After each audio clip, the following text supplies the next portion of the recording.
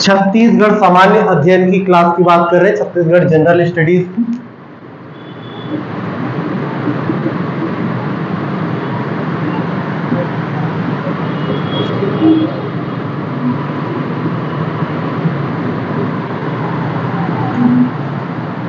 अच्छा, तो Chhattisgarh general studies की आज की कक्षा में हम ऑल ओवर या फिजियोग्राफिक डिवीजन पर बात करें, ठीक है। क्योंकि इससे पहले मैं देख रहा था कुछ लोग आ रहे थे, अपने से कुछ नहीं आ रहे थे, है ना। तो कहीं ना कहीं किसी ना किसी का कुछ ना कुछ तो छोटा ही हुआ है ना। तो एक बार शॉर्ट डिस्कस करेंगे, है ना। और ठीक है, देखते हैं यहां पर जिसके बारे में हम लोग बात कर रहे हैं, प्राकृतिक विभाजन छत्तीसगढ़ का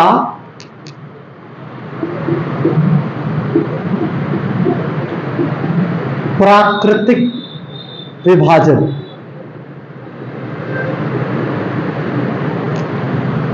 और फिजियोग्राफी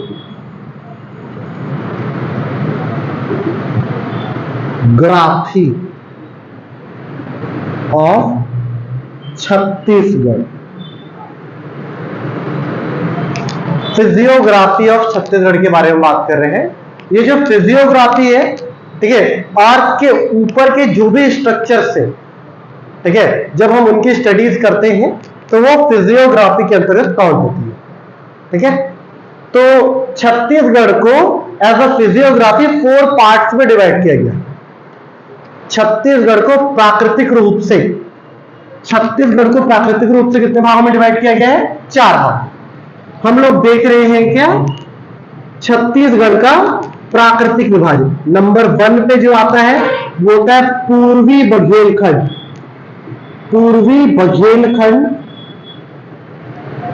का पठार, ईस्टर्न बघेलखंड प्लेटू,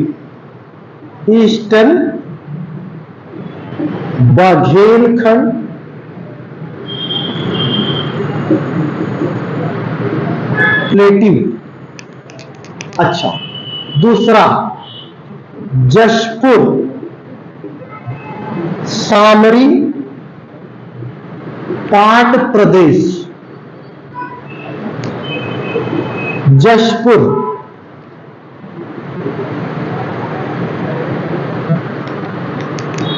सामरी पाट। तीसरा जो सेक्शन हम देख रहे हैं इसका नाम है Mahanadi basin,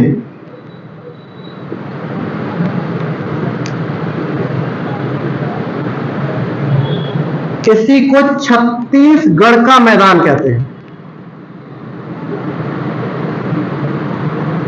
Chhattisgarh plane. And जो चौथा है उसको दंडकारण्य का पठार,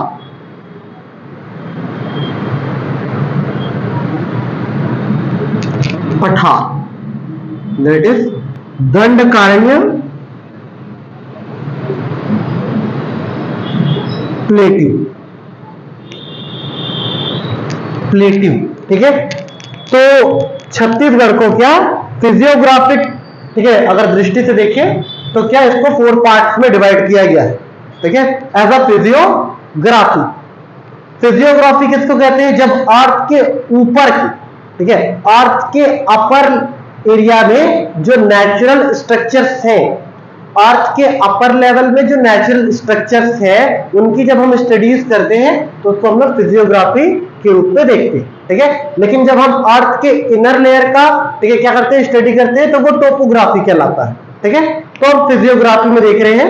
फिजियोग्राफी का एक डेफिनेशन भी बताया था मैंने बताया था, अर्थ के अपर लेवल में जो भी नेचुरल क्या है स्ट्रक्चर्स है, उनके स्टडीज को हम लोग क्या कहते हैं? फिजियोग्राफी कहते हैं, एकदम इजी। और अर्थ के ऊपर में, ठीक है, अपर लेवल में कौन सी नेचुरल स्ट्रक्चर्स है? तो ये है क्या? हिल, मतलब क्या?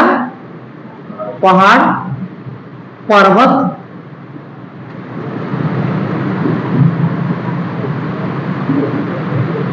हिल या फिर क्या? माउंटेन। अच्छा, इसका क्या डेफिनेशन क्या है हिल या फिर माउंटेन का? सी लेवल से हाइट इसकी कितनी होनी चाहिए? 700 से 1000 या उससे ज्यादा, 700 टू 1000 मीटर या उससे क्या अबव, ठीक है, 700 टू 1000 मीटर या उससे अबव, ठीक है। ये जो हाइट है किसकी होगी, माउंटेन की, हिल्स की, समझ में आ रहा है। अच्छा, कहां से हम लोग नापेंगे इसको, सी लेवल से, समुद्र सतह से। दूसरा ये होगा पठार, प्लेटिव। अच्छा, प्लेटिव की बात करेंगे तो 350 मीटर, ठीक है, 350 मीटर। और स्ट्रक्चर इसका स्लोपी रहेगा, कैसा रहेगा, स्लोपी, ढालू रहेगा। इसके बाद आएगा आपको पार्ट, ये पार्ट कैसा रहेगा, इसके दोनों किनारे क्या होंगे, खड़ी, स्ट्रेट, दोनों जो, ठीक है, साइड है वो क्या होंगे, स्ट्रेट, जबकि ऊपर का इसका जो भाग है वो क्या रहेगा, प्लेन रहेगा। क्या रहेगा, प्लेन, जैसे घर रहता है, प्लेन। ये क्या है आपका पार्ट है, क्या है ये आपका पार्ट, पार्ट। अच्छा, आप सभी का जो घर है वो क्या है, पार्ट है। ये वाला जो कमरा है वो भी क्या है, पार्ट है, क्योंकि इसकी जो दोनों साइड से वो क्या है, स्ट्रेट है, खड़ी है, और जो ऊपर है वो क्या है, प्लेन। अच्छा, हाइट की जब भी बात करेंगे हम लोग क्या, 1000 मीटर से अबव, 1000 मीटर से क्या अबव। पार्ट के बाद आपके पास आएगा क्या, बेसिन, ठीक है, बेसिन, कोस्ट, अच्छा कोस्ट तो तट होता है ना, बेसिन, बेसिन। और बेसिन के बारे में मैंने आपको बताया था, एक मेन रिवर की, ठीक है, एक मेन रिवर की मोर देन, ठीक है, मोर ऑफ मोर ट्रिब्यूटरीज जब आके उसमें अपना जो वाटर है उसको क्या करेगी, क्या करेगी भाई, अपने वाटर को, अपने जल को उस मुख्य नदी में विसर्जित कर दी, ठीक है, डिपॉजिट कर देगी। क्या कर देगी, डिपॉजिट। एक मेन रिवर में उसकी ट्रिब्यूटरीज आएंगी और किसी पर्टिकुलर एरिया में आकर के अपने सारे वाटर को ट्रिब्यूटरीज मेन रिवर में क्या कर देगी, डिपॉजिट कर देगी। तो उस एरिया को एज एग्जांपल समझो, ये वाला जो सेक्शन है ये मेन रिवर का है और ये इस एरिया में इसकी ट्रिब्यूटरीज आएंगी ऊपर नीचे दाएं बाएं से और अपना जितना भी वाटर है वो डिपॉजिट कर देगी किसमें, मेन रिवर में। तो इस पर्टिकुलर एरिया को, इस मेन रिवर का क्या कहेंगे, बेसिन कहेंगे। समझ में आ रहा है। बेसिन आमतौर पर मैदान होता है, प्लेन होता है, कोस्टल प्लेन। समझ में आ रहा है, तटीय मैदान जिसको कहते हैं, ठीक है। तो प्लेन और बेसिन आमतौर पर एक ही होता है। तो एक तो क्या हो गया, माउंटेन हो गया, प्लेटू हो गया, पार्ट हो गया, और क्या हो गया, बेसिन हो गया, ठीक है। इतनी ही चीजों की हमको क्या है, जरूरत है, नीड है, ठीक है यार। हम लोग अच्छा इसकी हाइट की अगर बात करेंगे तो 250 से 300 मीटर, मोर देन, ठीक है, मोर देन 300 मीटर, उससे ज्यादा बिल्कुल सफिशिएंट, इनफ एंड इनफ, ठीक है, 300 मीटर। अच्छा, यहां पर हम लोग जो बात कर रहे हैं किसका, फिजिकल डिवीजन का। किसकी बात कर रहे हैं, फिजिकल ज्योग्राफी की बात कर रहे हैं हम लोग। जब फिजिकल ज्योग्राफी की बात कर रहे हैं तो हमने छत्तीसगढ़ को as a physical geography 4 part में डिवाइड किया है। अब हम लोग देखेंगे छत्तीसगढ़ का एरिया। छत्तीसगढ़ का जो एरिया है 1,35,191 किलोमीटर स्क्वायर। छत्तीसगढ़ का जो एरिया एक्सटेंशन है, छत्तीसगढ़ का जो एरिया एक्सटेंशन है 1,35,191 किलोमीटर स्क्वायर है। तो इस एरिया को हमने क्या किया है, 4 पार्ट्स में, 4 सेक्शन में क्या किया है, डिवाइड किया है, ठीक है। First is eastern Baghelkhand plating, ठीक है, और हम लोग क्या इसी पे सबसे पहले डिस्कस करेंगे, ठीक है। YouTube से देख लेना, अपलोड हो जाएगा ये, ठीक है। अब यहां पे देखिए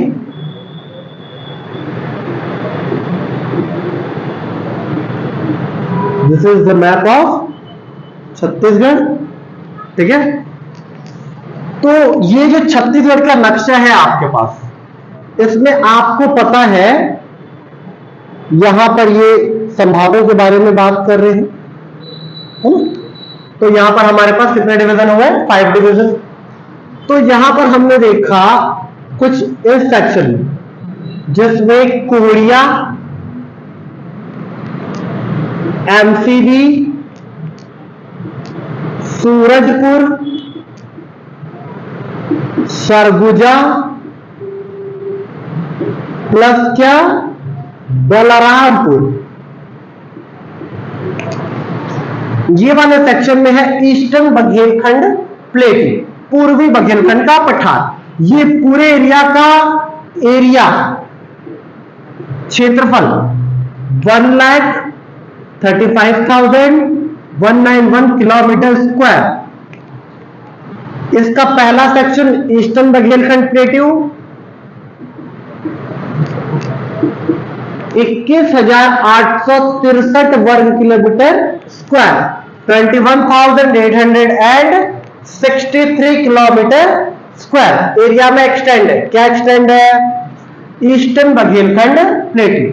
एंड देन सेकेंड इज, ठीक है, जशपुर सामरी पाट, जशपुर सामरी पाट प्रदेश। इसका जो एक्सटेंशन है एरिया में वो है 683 किलोमीटर स्क्वायर, 6,863 वर्ग किलोमीटर स्क्वायर में फैला हुआ है जशपुर सामरी पाट प्रदेश, ठीक है। दैट इज जशपुर सामरी पाट प्रदेश। इसका एक्सटेंशन है 6,863 किलोमीटर स्क्वायर। तीसरा, थर्ड, ये बिलासपुर रीजन में पूरा का पूरा बिलासपुर डिवीजन, ये रायपुर डिवीजन है, और ये आपका क्या है? दुर्ग डिवीजन।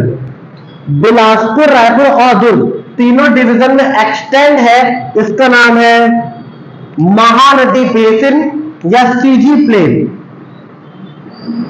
छत्तीसगढ़ का मैदान सीजी प्लेन। इसका जो एरिया है 68,064 किलोमीटर स्क्वायर, 68,064 वर्ग किलोमीटर।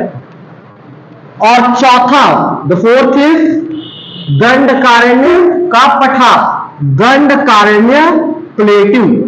इसका जो एरिया है 38,060 किलोमीटर स्क्वायर, 38,060, कितना?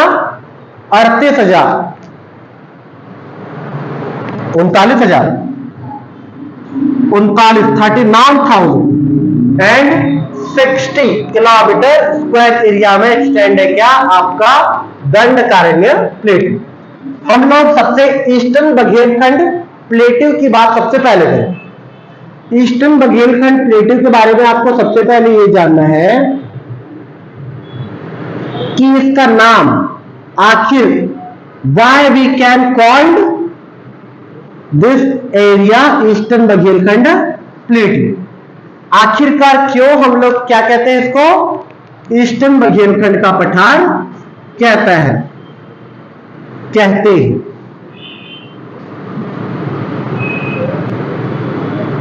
तीन स्टेट को हमको ठीक से समझना पड़ेगा, एमपी, सीजी और महाराष्ट्र, ठीक है। यहां पर दो ही स्टेट को आप लोग समझिए।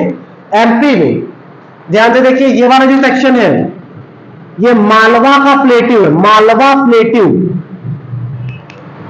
ये वाला जो सेक्शन है ये है बघेलखंड प्लेटिंग, सॉरी बुंदेलखंड। कौन सा प्लेटिंग है ये? बुंदेलखंड। बुंदेलखंड प्लेटिंग में ये वाला जो सेक्शन है ना, भिंड मुरैना ग्वालियर, ऐसे ऊपर वाला जो सेक्शन ऊपर उठा हुआ है टोपी जैसा, भिंड, मुरैना, ग्वालियर, इसके आगे ऐसे निकलेंगे तो टीकमगढ़, छतरपुर, पन्ना, सतना, ऐसे करके आपको आगे आएगा।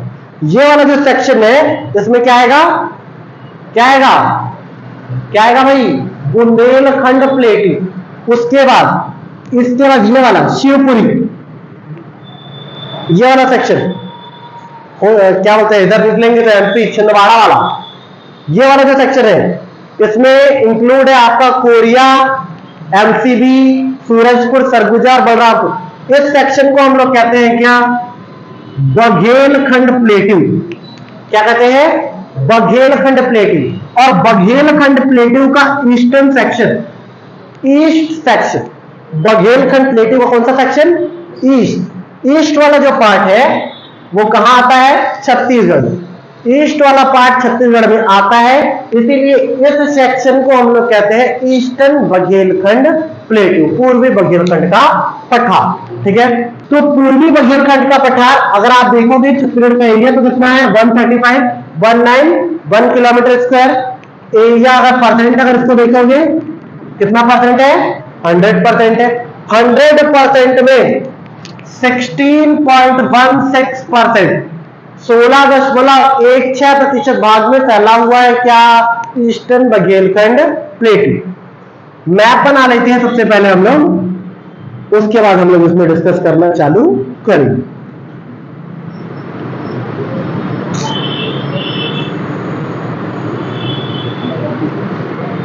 ये है आपका first district, second, third, fourth, fifth and sixth. This is called MCB, Manendragarh, Chirmiri, Bharatpur, and the second is Koriya, third is Surajpur, and then Balrampur, Jashpur, and then Surguja. ठीक है, दिस इज सरगुजा। यहां पर हम लोग डील कर रहे हैं किसको, ईस्टर्न बघेलखंड प्लेटिंग।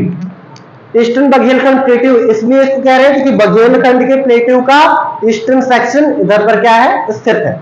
ठीक है, याद रखिए सबसे पहले हम लोग जिसको देखने वाले हैं वो है चांग बखार देवगढ़ हिल। ठीक है, चांग बखार देवगढ़ की पहाड़ी को सबसे पहले हम लोग देखने वाले हैं। चांग बखार देवगढ़ की जो पहाड़ी है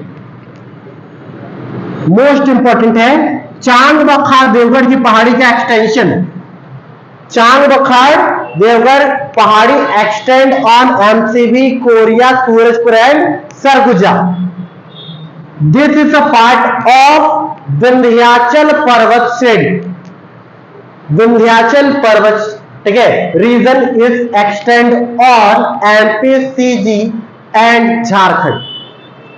विंध्याचल पर्वत श्रेणी मध्य प्रदेश, उत्तर प्रदेश और झारखंड में फैला हुआ है। Vindhyachal region is extend on MP, CG, sorry MP, UP and Jharkhand. ठीक है, one mountain is extend on Chhattisgarh, this called is Chang बखार देवगढ़ की पहाड़ी, चांग बखार देवगढ़ हिल। समझ में आ रहा है, चांग बखार देवगढ़ की पहाड़ी है। ये चांग बखार जो देवगढ़ की पहाड़ी है, नाम लिख देता हूं, चांग बखार, क्या नाम है इसका, देवगढ़ की पहाड़ी।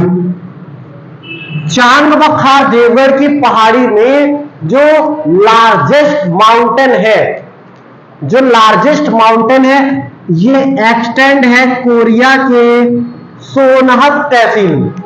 ठीक है, लार्जेस्ट माउंटेन इन चांग बखार Deogarh is situated on district Koriya and tehsil Sonhat. ठीक है, we called us Kaimur hill, Kaimur hill, Kaimur पर्वत, वी कॉल्ड कैमूर पर्वत, कैमूर हिल। एंड ठीक है the largest peak of Kaimur hill we call Devgarh and then this is height 1033 metre. Kaimur पर्वत की सबसे ऊंची चोटी का नाम क्या है? देवगढ़, जो कि कोरिया जिले के सोनहत तहसील में स्थित है। और यही देवगढ़ पूरे के पूरे चांगबखार देवगढ़ की पहाड़ी का सबसे ऊंचा चोटी है। समझ में आ रहा है? सबसे ऊंची चोटी है, याद रखिए। दूसरी की बात करते हैं। ये है आपका Bharatpur Janakpur tehsil. Bharatpur Janakpur tehsil that is situated on Manendragarh Chirmiri Bharatpur. यहां पर एक पहाड़ी है, इसका नाम है मजरा टोली की पहाड़ी। Majra Toli hills in situated on Bharatpur Janakpur tehsil district MCB. नाम है इसका क्या? मजरा टोली की पहाड़ी।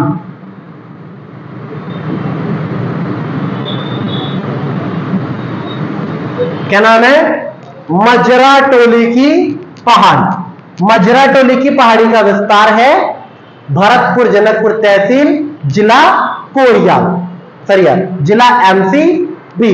अच्छा, इसके बाद सूरजपुर, ये है जिला सूरजपुर, और सूरजपुर में आपको मिलेगा सीता लेखनी की पहाड़ी।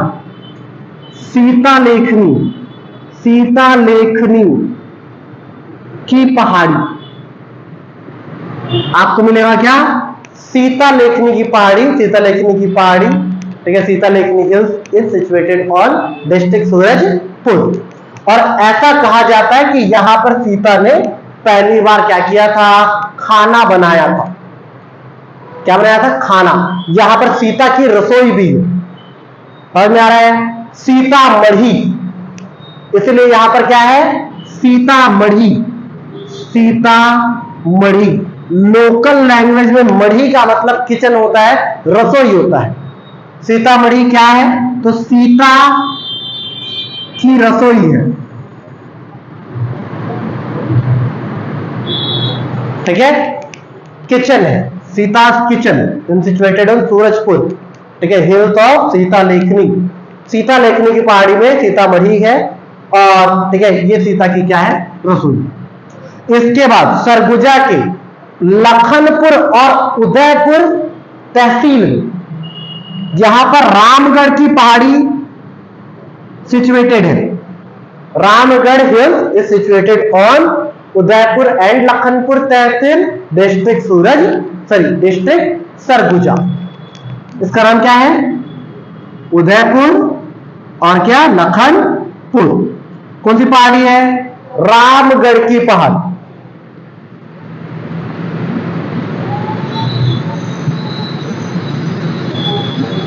और याद रखना, इसे सूरजपुर में कुदरगढ़ी माता का मंदिर है।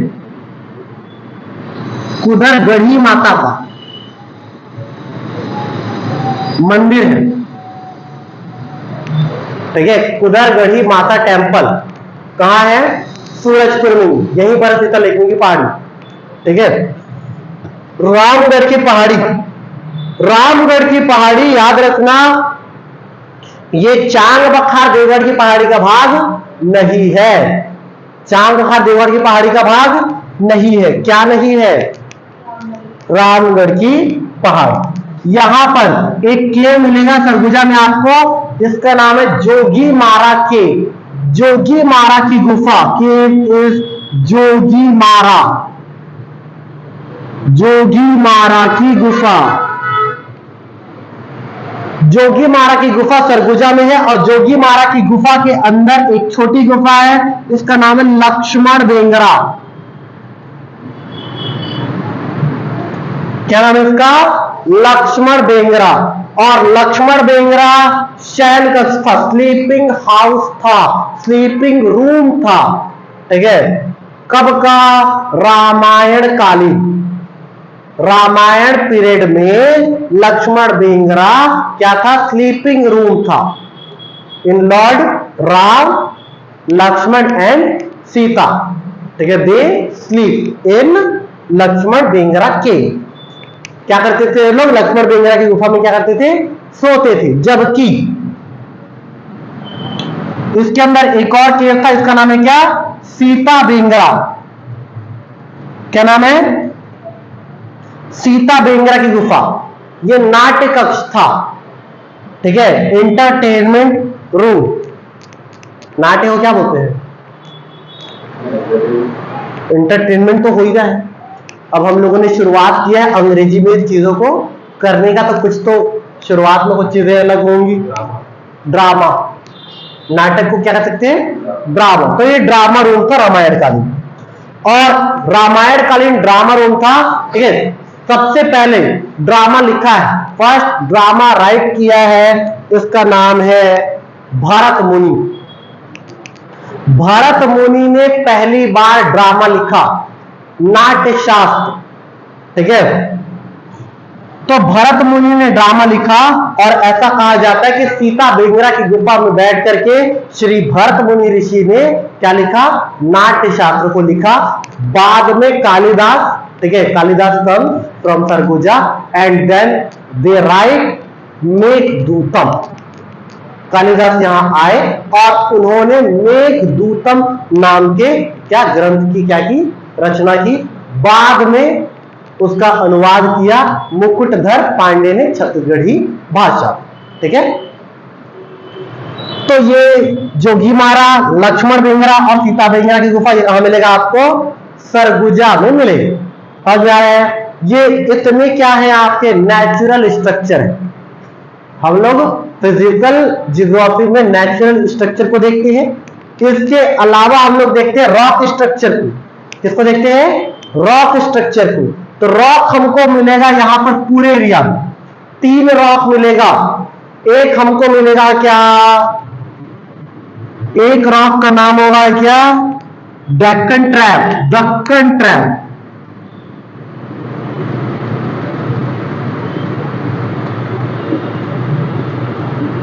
क्या मिलेगा? दक्कन ट्रैप। दूसरा आपको मिलेगा यहीं पर गोंडवाना। क्या मिलेगा? गोंडवाना। तो 2 रॉक स्ट्रक्चर मिलेगा। और क्या है? 2 रॉक स्ट्रक्चर मिलेगा। तो सॉइल भी 2 प्रकार का मिलेगा। 2 रॉक है तो 2 सॉइल, क्योंकि सॉइल इज, ठीक है क्या? नहीं sorry, rock is converted to soil, ठीक है। रॉक जो है टूट के, इरोजन और वेदरिंग के प्रोसेस के टूट के क्या बनते हैं? सॉइल बनते हैं। तो आपको यहां पर 2 सॉइल मिलेगा। एक तो मिलेगा रेड येलो सॉइल, लाल पीली मिट्टी, लाल पीली मिट्टी, और एक मिलेगा लेटेराइट, लेटेराइट मिट्टी, ठीक है। लेटिचिंग की प्रोसेस से जो मिट्टी बनता है लेटेराइट, वो मिट्टी आपको मिलेगी। तो 2 सॉइल मिलेगा, एक तो रेड येलो और एक क्या? Laterite soil. सॉइल हो गया, रॉक हो गया। अब रॉक और सॉइल हो गया, तो एग्रीकल्चर, एग्रीकल्चर, तो एग्रीकल्चर में 2 चीज। एग्रीकल्चर जब कृषि की बात करेंगे तो एक तो होगा धान, मतलब पैडी, पैडी धान की कृषि होगी। और दूसरा किसका होगा? लीची, आलू, टमाटर, क्योंकि हमारे पास क्या है? लेटेराइट सॉइल है। रेड येलो सॉइल में क्या होगा? धान। जबकि यहां पर बलरामपुर वाले सेक्शन में आपके पास क्या होगा भाई? लीची, कहवा, चाय, चीकू, समझ में आ रहा है? और क्या? टमाटर, और क्या? अदरक, लहसुन, प्याज, आलू, ये सब कहां होगा? Laterite soil. सॉइल हो गया। अब यहां पर फॉरेस्ट, किसकी बात करेंगे? फॉरेस्ट की। फॉरेस्ट भी क्या है? फिजिकल ज्योग्राफी में आएगा ना, नेचुरल स्ट्रक्चर है उसका भी। फॉरेस्ट की अगर बात करेंगे तो यहां पर साल फॉरेस्ट मिलेगा, मेनली यहां पर साल फॉरेस्ट मिलेगा। साल, समझ जा रहे हैं? साल।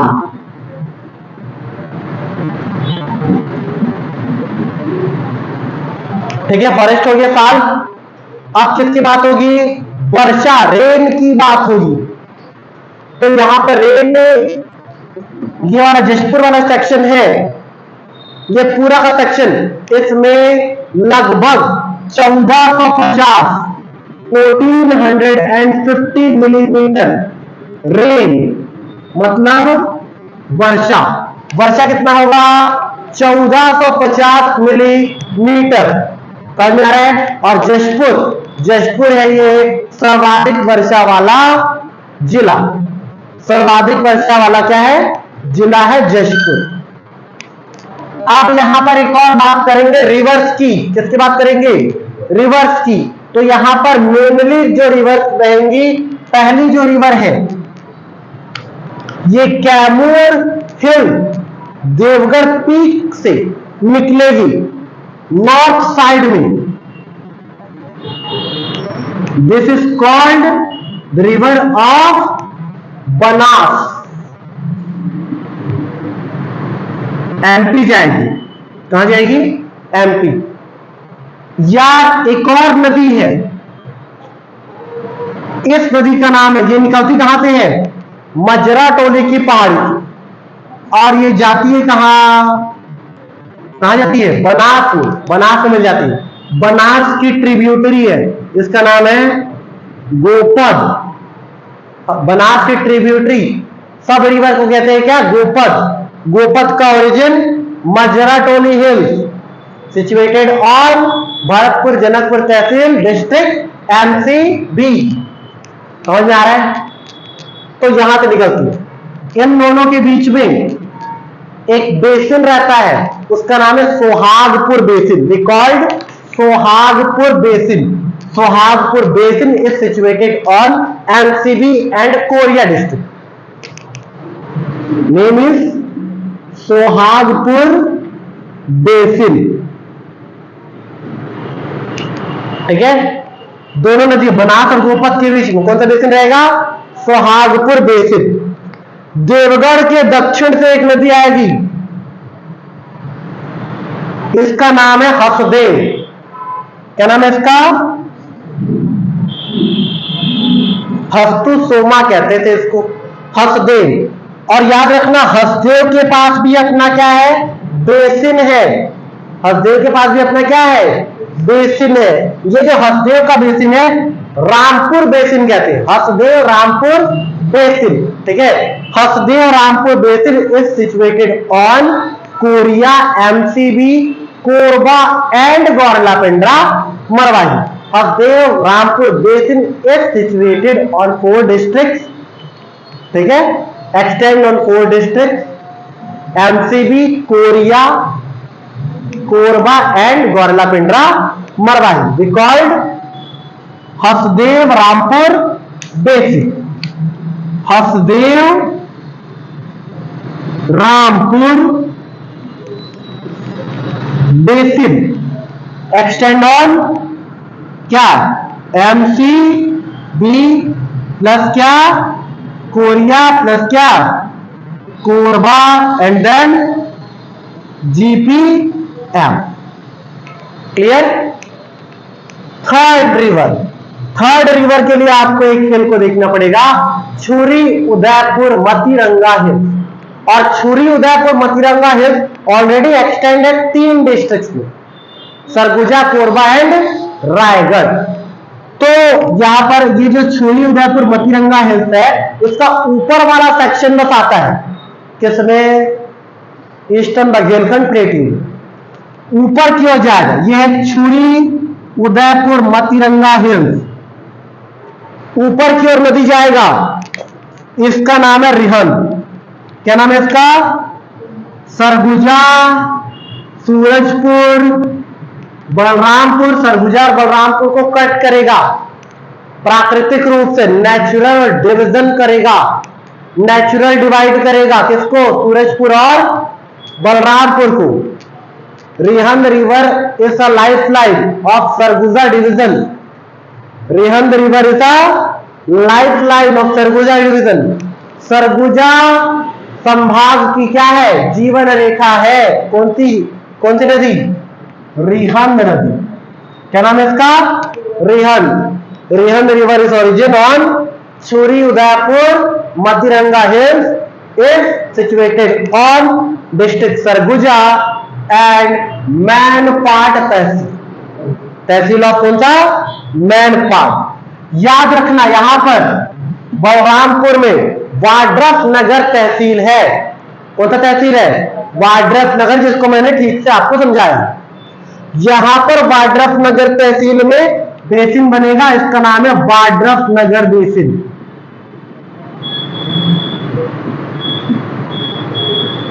कौन सा बेसिन है? वाड्रफ नगर बेसिन। इसके बाद एक और नदी है जिसको आपको समझना पड़ेगा, जशपुर के पंडरा पाट में से खुर्जा पहाड़ी से निकलती है। कौन सी पहाड़ी से निकलती है? खुर्जा पहाड़ी से।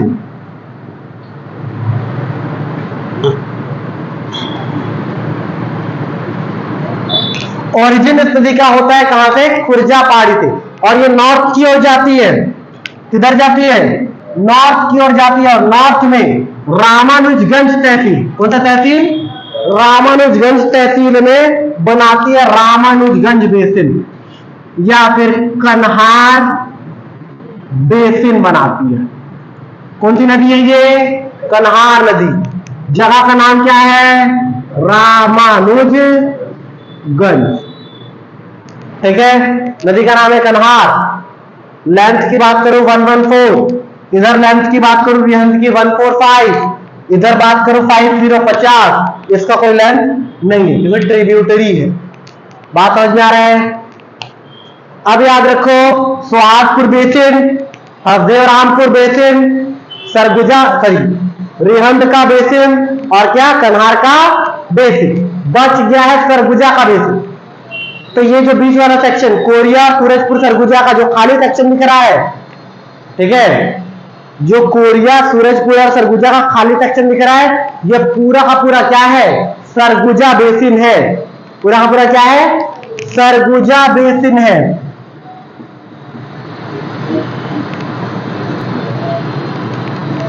कौन सा बेसिन है ये?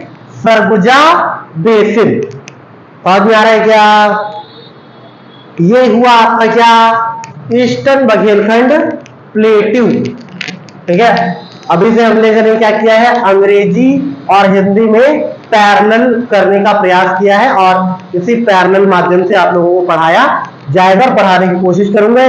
चूंकि ये अंग्रेजी माध्यम में पहला ये बैच है, समझ सकते हैं, पहली क्लास है, समझ सकते हैं, जिसको हमने अंग्रेजी में ट्रांसफॉर्म करके पढ़ाने का प्रयास किया है ना। तो क्लास कल से एज इट इज ऐसी चलेगी। ठीक है, ये वीडियोस आपको यूट्यूब में अवेलेबल हो जाएंगे। ठीक है, आज के लिए इतना ही।